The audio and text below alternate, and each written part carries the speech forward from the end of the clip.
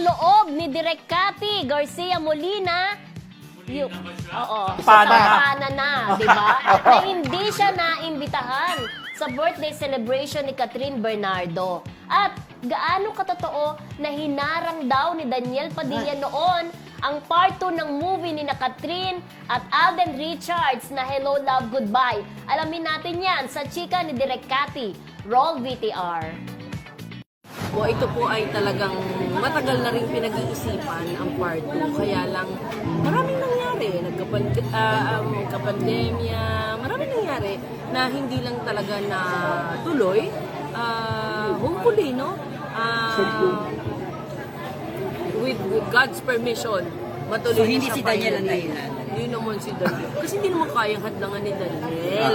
ayan, Kalaking proyekto. So, kasi Catherine naman ay may sariling isip. So, pag gusto niya, gusto niya.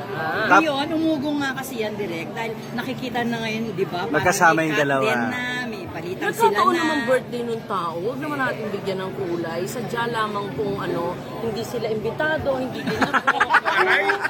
Okay, ugot, direct. Hindi. Alam naman namin private party lang yun. That's all right. Parang nung kinasal lang ako, private din. So, kanya-kanya tayo. Walang problema sa ganun. Nagkataon na sila ay nagkasama, lang ibig sabihin. So, are you happy kung sakaling magiging sila? Ano ba yun? I mean, Sila hindi, na- hindi. O kasi may balitang nililigawan na niya. May ganon. Ang bilis-bilis. Oo, yun na po. Hindi po ibig sabihin na magkasama ay nagliligawan na po. Kami po madalas magkasama.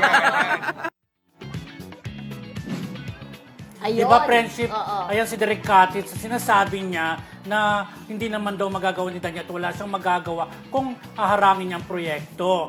Pero ayon sa aking reliable source, hindi pa ba yan pumuputok? Confirm. Hindi matuloy-tuloy di umano ang project noon kasi may nagbabawal, may umaayaw sa company na Catherine. Oo. Yan, that time, bago pa Wala yata pa, mag-pandemic, oo. Yes. parang ganyan. Nabalita na natin yan Oo, di ba? basta may alam akong ganyan na istorya na reliable ang source ko. Same thing na may nagsabi rin sa akin. Oo. Pero Yun siyempre, si Direk hindi naman niya sabi na, inaano ni Daniel, di May ba? alam din Siyempre, siya. on her part, yun ang Oh. pagkakaalam Oh. niya. Oh. Which is nire-respeto naman Oh. natin. Pero kung may reliable sources kayo, naniniwala naman tayo doon, di ba? Ngayon, kaya lang siyempre siya nga, gusto rin niya matuloy. Sinasabi niya dahil sa pandemic, di ba? Pero yun nga, kalit na kasi kahit noon pa na di umano nga pinagbawalan ni Diane nang gawin niya yung parto ni Catherine nung sila pa.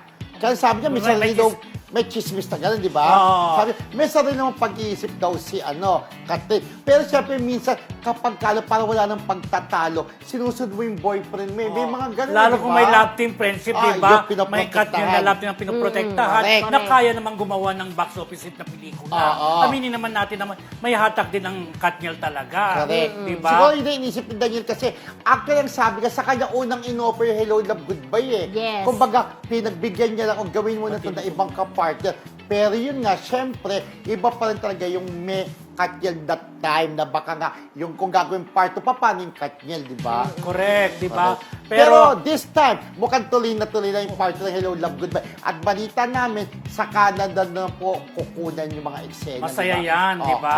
Okay. Yes. Kaya sa mga Katniel fans, ayan, abangan nyo na po, tuloy na ang Hello, Love, Goodbye Part 2.